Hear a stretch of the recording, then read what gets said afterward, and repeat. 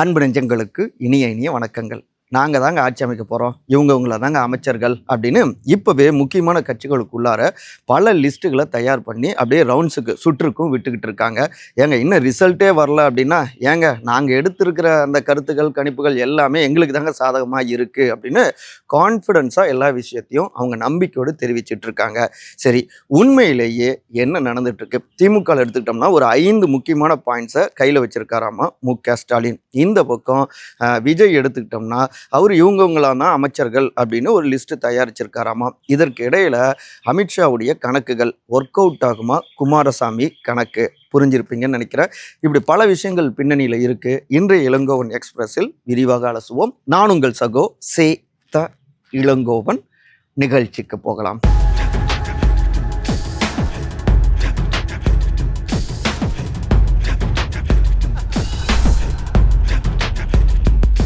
கொடைக்கானல் பறந்த மந்திரி சபை லிஸ்ட் 5 பாயிண்ட்ஸ் டிக் அடிக்கும் மு.க. ஸ்டாலின். அன்பு சகாக்களே, பின்னாடி பார்த்தீங்கன்னா குழந்தைகள்லாம் அப்படியே ஜாலியாக விளையாடிட்டு இருக்கிறத நம்ம பார்க்க முடியும்.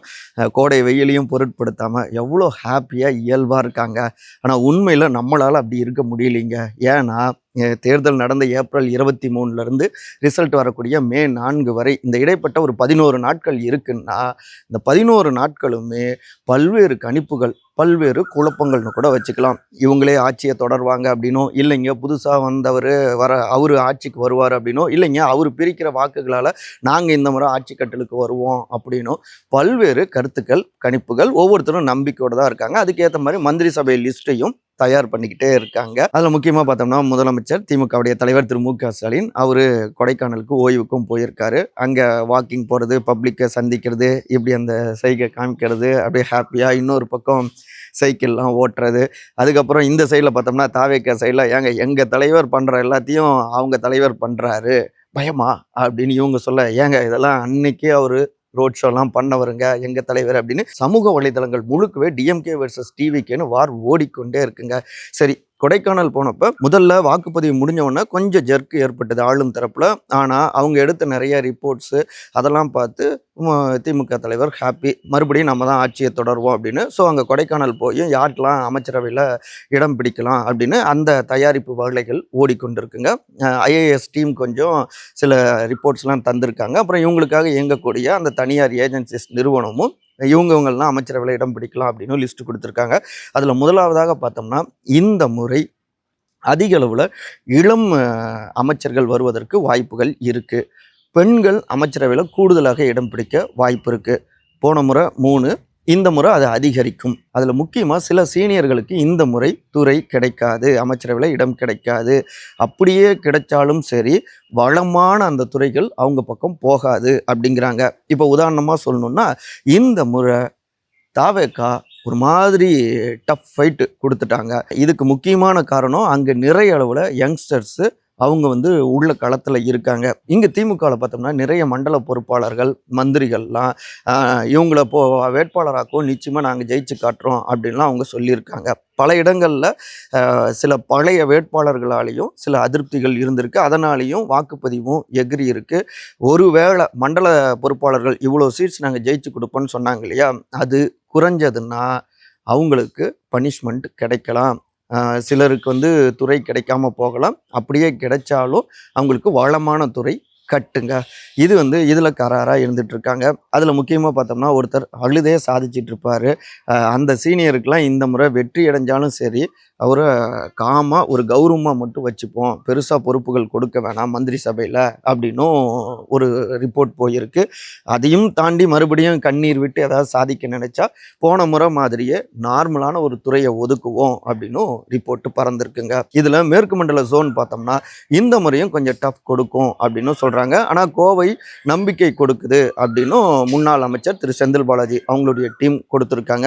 ஒருவேளை கோவையில் ஜாக்பாட் அடித்தா முந்தைய தேர்தலை விட அதிக அளவில் அங்கே சீட்டுகள் வெற்றி பெற்றா 10ல் கிட்டத்தட்ட 5க்கு மேலே கிடைச்சா இன்னும் கூடுதலாக வளமான துறைகள் அவருக்கு போய் சேர வாய்ப்புகள் இருக்குது. அது மிஸ் ஆனால் சில விஷயங்கள் கட்டும் ஆகலாம். இதுக்கப்புறம் திரு விஜயுடைய அந்த இரட்டை தொகுதி பெரம்பூர் மற்றும் திருச்சி கிழக்கு, அங்கே 2 இடத்துலையும் டிஎம்கே வெற்றி அடைந்து விட்டால் அந்த 2 பேருக்குமே ஜாக்பாட் அடிக்க வாய்ப்பு இருக்குது. திரு ஆர்டி சேகர், திரு இனிகோ இருதயராஜ்.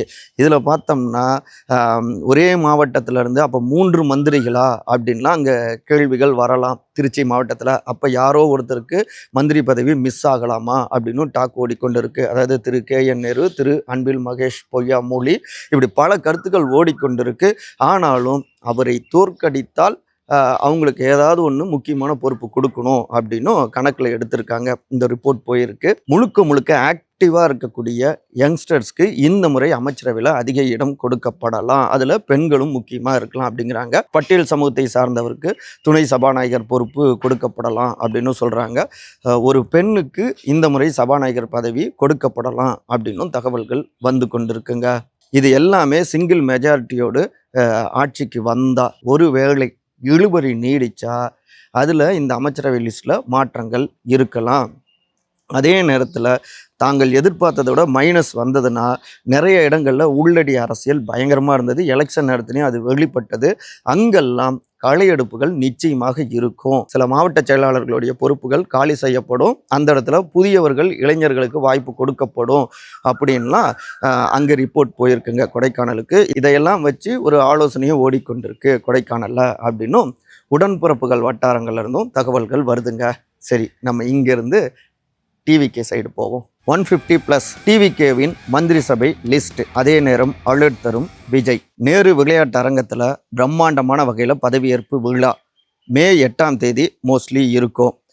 இந்த பதவியேற்பு விழா உள்ளிட்ட அமைச்சரவை லிஸ்ட்டில் யார் யாரெல்லாம் இருக்கலாம் அப்படின்னு தயாரிக்கிறதுக்காகவே தனியாக ஒரு குழு, அதில் அனுபவம் மிக்க மாஜி மினிஸ்டரான திரு KA செங்கோட்டையன் அவர் தான் தலைமை. இப்படி பக்காவாக ரெடி பண்ணியிருக்காங்க இப்போவே. அதாவது நாங்கள் தான் உறுதியாக ஆட்சி அமைப்போம் அப்படின்னு நம்பிக்கையோடு இருந்துகிட்டு இருக்காங்க தாவிக்காங்க. திரு விஜய் ஒரு பக்கம் அவர் திருச்செந்தூர் முருகன் கோயிலுக்கு போயிட்டு வழிபாடு நடத்தியிருக்காரு. அடுத்து கோயிலாக பயணிக்கிறாரு. அது வெற்றிக்கான சிறப்பு யாகம் அப்படின்லாம் தெரிவிச்சிட்டு இருக்காங்க. அந்த அளவுக்கு மிக உறுதியாக அவருடைய பாணியிலேயே சொல்லணும்னா கான்ஃபிடன்ஸோடு அவங்க பயணத்தை தொடர்ந்துட்டு இருக்காங்க. அதில் முக்கியமாக பார்த்தோம்னா சோஷியல் மீடியாக்களில் வந்தது போல தான் திரு விஜய்க்கு பெண்கள் பாதுகாப்பு, உள்துறை, காவல்துறையை கட்டுப்படுத்துகிற, அப்புறம் குழந்தைகள் நலன், இப்படியான துறை. இன்னொரு பக்கம் பார்த்தோம்னா திரு ஆனந்துக்கு போக்குவரத்து துறை, இல்லைன்னா நீர்வளத்துறை. இந்த பக்கம் திரு KA செங்கோட்டையன் அவருக்கு பொதுப்பணித்துறை. அப்புறம் திரு அருண்ராஜா அவர் எடுத்துக்கிட்டோம்னா நிதித்துறை. திரு ஆதவ் அர்ஜுனாவுக்கு இப்படி விளையாட்டு சார்ந்த துறை. அவருடைய அரசியல் எதிரி இருக்காரு, அவரை டார்கெட் பண்ணுற மாதிரி இளைஞர் நலன். இப்படி ஆளுக்கு இதில் சோஷியல் மீடியாவில் வந்தது ஒரு லிஸ்ட்டுன்னா, இன்னொரு பக்கம் உள்ளுக்குள்ளாரையும் பல லிஸ்ட்டுகள் இப்படி சுற்றிக்கிட்டு இருக்கு. இதில் முக்கியமாக பார்த்தோம்னா பட்டியல் சமூகத்தை சார்ந்தவரை சபாநாயகராக நியமிக்கலாம். அப்படி இல்லைன்னா துணை சபாநாயகர் பதவி பட்டியல் சமூகத்தினருக்கு இருக்கலாம். சென்னை பேஸில் வெற்றி அடைஞ்சவங்களுக்கு கொடுக்கலாம் அப்படின்னும் சில தகவல்கள் வந்துகிட்டு இருக்குங்க. இன்னொரு பக்கம் மந்திரி சபையில் பெண்களுக்கு அதிக அளவில் இடம் கொடுக்கவும் திட்டமிட்டு இருக்காங்க. ஸோ யாரெல்லாம் வெற்றி பெற வாய்ப்பு இருக்குது, அவங்களில் யாரெல்லாம் சிறப்பாக செயல்படுவாங்க, யாருக்கு எந்த துறை கொடுக்கலாம் அப்படின்னும் KAS உடைய அந்த டீம் தனியாக ஆலோசனை நடத்திக்கிட்டே இருக்காங்க. இதற்கடுத்து திரு விஜய்க்கு போன ரிப்போர்ட் படி பார்த்தோம்னா நம்ம நிச்சயமாக இந்த தேர்தலில் தனி மெஜாரிட்டி, சிங்கிள் மெஜாரிட்டி பெற முடியும். 150+ நிச்சயமாக நமக்கு கிடைக்கும் அப்படின்னு, அதில் மேற்கு மண்டலமும் வலுவாக இருக்குது அப்படின்னு KASம் ரிப்போர்ட் அனுப்பியிருக்காரு. சென்னை, இந்த வட மாவட்டங்கள் நமக்கு நல்ல செல்வாக்கு இருக்குது, இங்கே கணிசமான வாக்குகள், அப்புறம் டெல்டாவிலையும் நல்ல வாக்கு விழுந்திருக்கு.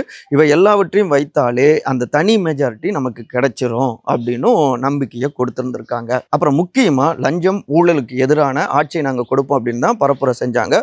ஸோ ஆட்சி பொறுப்புக்கு வந்த உடனே இதில் கவனத்தோடு இருக்கணும், இதுக்காக தனியாக ஒரு குழுவையும் அமைக்கணும் அப்படின்னு, அந்த துறை இதை கவனிக்கணும் அப்படின்னு ஒரு முடிவு எடுத்திருக்காங்க. இப்போ உதாரணமாக சொல்லணும்னா வேலை வாய்ப்புக்காக காத்திருக்கக்கூடிய பட்டதாரிகள் பல மாவட்டங்கள்லையும் இருப்பாங்க இல்லையா, அதில் சிறப்பான சிலரை தேர்வு செஞ்சு அவங்களுக்கு மாதந்தோறும் ஊக்கத்தொகை வழங்கி அவங்க கொண்ட ஒரு குழுவை அமைக்கிறது. ஒவ்வொரு மாவட்டத்துக்குள்ளேயும் ஒரு தன்னார்வலர்கள் குழு, அவங்க அரசு அலுவலகங்களில் முக்கியமான இடங்களில் எங்கெல்லாம் முறைகேடுகள் நடக்குது, அந்த மாதிரியான புகார்கள் வரதா, ஒரு மாதிரி ஒரு உளவுத்துறை போல் அவங்க செயல்பட்டு அதை கண்காணித்து அதை அவங்களுடைய ஹெட் டீமுக்கு அவங்க கொடுக்கணும் அந்த ரிப்போர்ட்ஸை. அதை வச்சு சில நடவடிக்கைகள் பாயலாம். அதாவது எப்படி FOP போலீஸில் இருந்தாங்களே அந்த மாதிரி இப்படி ஒரு டீம் அமைக்கலாமா, இளைஞர்களுக்கும் ஒரு வாய்ப்பு கொடுத்தது போலவும் இருக்கும், லஞ்சம் ஊழல் ஒழிப்புல ஒரு தீவிரமான பாய்ச்சலான முன்னெடுப்பாகவும் இருக்கும் அப்படின்னு பல்வேறு ஆலோசனைகள், நிறைய ஆலோசனைகளை எங்களுக்கு கொடுங்க அப்படின்னும் தனிப்பட்ட வகையில் தகவல்களையும் அனுப்பிட்டு இருக்காங்க. அவங்களுடைய சோசியல் மீடியாக்கள் டீம் இவங்க மூலமாக வரக்கூடிய அந்த தகவல்களையும் சேகரித்து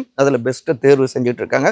அதாவது ஒரு லைனில் சொன்னோம்னா, இப்போவே சிஎம் ஆகிட்டாரு எங்களுடைய தலைவர் அப்படிங்கிற ரேஞ்சில் தான் தாவேக்காவினர் பயணிச்சுட்டு இருக்காங்க. ஆனால் யதார்த்தம் அப்படிங்கிறது வேறு மாதிரியாகவும் இருக்குது. இருந்தாலும் தாவேக்காவுடைய நிர்வாகிகளை பொறுத்த வரைக்கும் மிக உறுதியாக இருக்காங்க. அப்படி மிஸ் ஆனாலும் கட்டாயம் எதிர்க்கட்சி தலைவர் அப்படிங்கிறதுல மிக மிக கான்ஃபிடென்ஸாக இருக்காங்க அப்படிங்கிறாங்க அவங்களுடைய மூத்த நிர்வாகிகள். அதில் முக்கியமாக எங்களுடைய அண்ணனுடைய முதல் கையெழுத்து மது ஒழிப்புக்காக இருக்கும் அப்படின்லாம் தகவல்கள் தெரிவிக்கிறாங்க.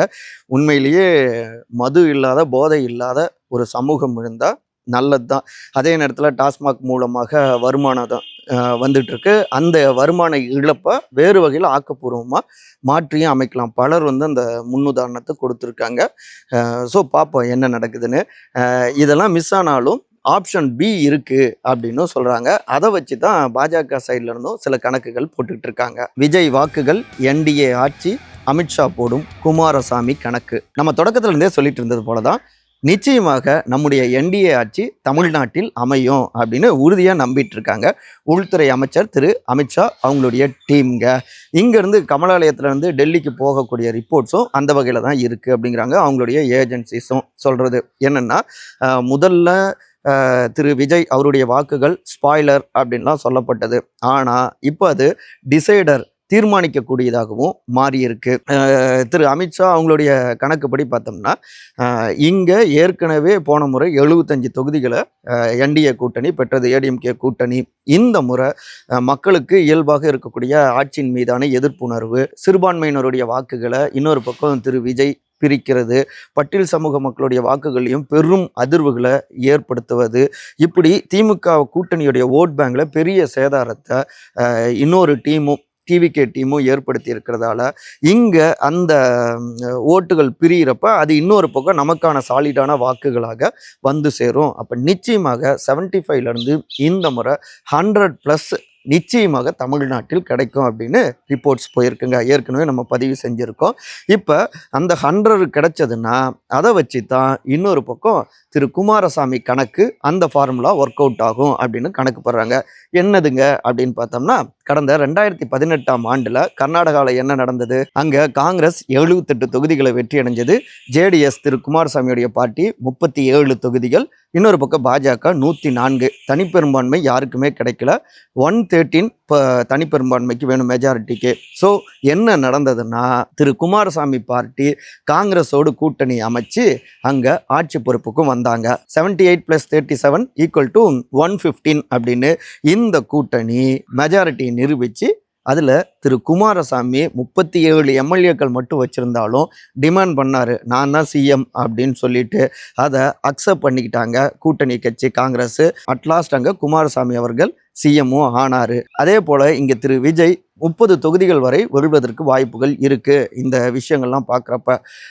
அப்போ நம்மளுடைய 100+30 இப்படி வச்சு நிச்சயமாக இங்கே நம்ம கூட்டணி ஆட்சியை அமைக்க முடியும். ஏற்கனவே பிஃபோர் எலெக்ஷன் பேசிகிட்டு இருந்தாங்க இல்லையா, ஆட்சியில் பங்கு அப்படின்னு. அந்த ஃபார்முலாவை 2.5 ஆண்டு சிஎம் நீங்கள், 2.5 ஆண்டு சிஎம் அவரு அப்படின்னு திரு எடப்பாடி, திரு விஜய் அப்படின்னு பேசி என்டிஏ ஆட்சியை கொண்டு வரலாம். பாஜக அமைச்சரவையில் மட்டும் இல்லைன்னா ஃபஸ்ட் டைமு அமைச்சரவையில் கூட இடம் பிடிக்காமல் இவங்களை கவனிக்கக்கூடிய வகையில் கூட முதல் ஓராண்டு ஆட்சியை தொடரலாம் அப்படின்லாம் பல விஷயங்கள் அங்கேயும் ஆலோசனையில் ஓடிக்கொண்டிருக்குங்க. ஏன்னா திரு விஜய் டிஎம்கே அப்போஸ் பண்ணி வந்திருக்கிறதால அந்த சைடு அவர் கூட்டணிக்கு போகிறதுக்கான வாய்ப்புகள் கிடையாது அப்படின்னு உறுதியாக நம்புகிறாங்க. அதே ஆப்ஷனை வச்சுக்கிட்டு தான் இன்னொரு பக்கம் திரு விஜயுடைய டீமும் கான்ஃபிடென்ஸோடு இருக்காங்க. எப்படின்னா, நம்ம குறைந்த அளவில் எம்எல்ஏக்கள் பெற்றாலும் கூட ஒருவேளை இன்னொரு பக்கம் யாருக்கும் தனிப்பெரும்பான்மை கிடைக்காது, அப்போ சிஎம் வேட்பாளர் நாங்கள் தான் அப்படிங்கிறதுல உறுதியாக டிமாண்ட் பண்ணோம்னா, துணை முதலமைச்சர் நீங்கள் எடுத்துக்கோங்க, நிறைய துறைகளை நீங்கள் எடுத்துட்டாலும் தவறு இல்லை அப்படிங்கிற மாதிரி பேசி ஆட்சி பொறுப்புக்கு வந்துடலாம் அப்படின்னும் விஜயுடைய டீமும் கணக்கு போடுறாங்க. இவை எல்லாமே பார்த்தோம்னா இந்த ஆஃப்டர் எலெக்ஷன் அதுக்கப்புறம் வரக்கூடிய கருத்து கணிப்புகள், இவங்க எடுத்திருக்கிற ரிப்போர்ட்ஸு இதெல்லாம் வச்சு தான் தினந்தோறும் இல்லை நிமிஷத்துக்கு நிமிஷம் பல ரிப்போர்ட்ஸு பல வியூகங்கள்னு மாறி மாறி பயணிச்சிட்டு இருக்காங்க. இதெல்லாம் வச்சு பார்க்குறப்ப இந்த 2026 தேர்தலை பார்க்குறப்ப தொடக்கத்தில் நம்ம சொன்னது போல தாங்க, யாரும் இவங்க தான் உறுதியாக ஆட்சி அமைப்பாங்கன்னு சொல்லிடாத மாதிரி நிலைமை அப்படியே இப்படி அப்ஸ் அண்ட் டவுன்ஸாக மாறி மாறி இருக்குது. இன்னும் 2-3 நாட்கள் தான் இருக்குது, பொறுத்துக்குவோம். திங்கட்கிழமை உண்மையிலுமே அப்படியே எல்லோரையும் திரும்பி பார்க்க வைக்கக்கூடிய திங்கட்கிழமையாக இருக்கலாம். காத்திருப்போம். மற்றபடி எனக்கும் ஒரு கோரிக்கை இருக்குது. திரு மு.க. ஸ்டாலினாக இருக்கலாம், திரு எடப்பாடி பழனிசாமியாக இருக்கலாம், திரு அமித்ஷாவாக இருக்கலாம், திரு விஜயா இருக்கலாம், யார் ஆட்சி பொறுப்புக்கு வந்தாலும் இங்கே மது இல்லாத போதை இல்லாத ஒரு சமுதாயத்தை உருவாக்கணும். மாற்று வழிகள் இருக்குது வருமானத்துக்கு, அது நிறைய தெரிவிச்சிருக்காங்க. இன்னொன்று பெண்களுக்கான உள் இடஒதுக்கீடு அதை வழங்கலாம் கட்டாயம். இப்போ எப்படி 10.5% வன்னியர் சமூகத்தினருக்கான உள் இடஒதுக்கீடு வேணும் அப்படின்னு எம்பிசியில் கேட்டுட்ருக்காங்க.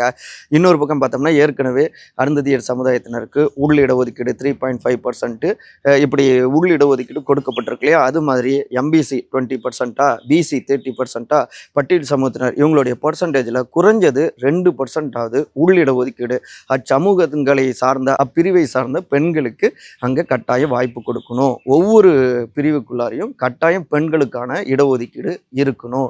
இந்த உள் இடஒதுக்கீடு உறுதிப்படுத்தினா அனைத்து சமுதாயத்தில் இருக்கக்கூடிய பெண்களுக்கும் கல்வி கட்டாயமாகிருக்கும், அப்புறம் வேலை வாய்ப்பும் கட்டாயமாகிருக்கும். ஏன்னா இங்கே ஆட்சியை தீர்மானிக்கிறது பெண்களாகத்தான் இருக்காங்க, பெண்கள் வாக்குகள் தான் அதிகமாகவும் இருக்குது. ஸோ அவங்களுடைய வளர்ச்சிங்கிறது சமுதாயத்துடைய வளர்ச்சியாகவும் இருக்கும். இது சாத்தியமாகுமா இல்லையா எதுவும் தெரியல, தோணுனதை நான் பகிர்ந்துக்கிட்டேன். குறை இருந்தால் பொறுத்தருளுக. தவறாமல் நம்முடைய உங்கள் சகோ சேத்தலங்கோன் சேனலை சப்ஸ்கிரைப் பண்ணுங்கள். அனைவரும் அன்பால் ஒருங்கிணைந்திருப்போம். நன்றி, வணக்கம்.